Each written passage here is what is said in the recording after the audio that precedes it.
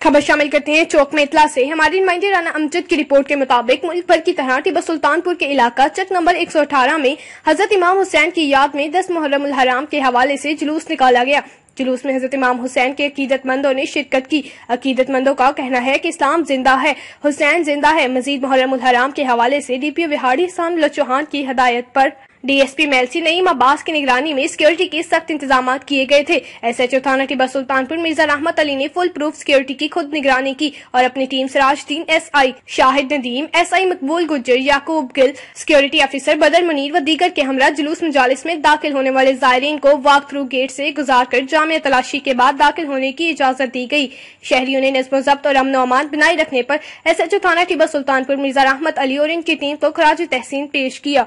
मज़ीद ताज़ा खबरों और अपडेट्स के लिए देखते रहिए मुसाफा न्यूज़।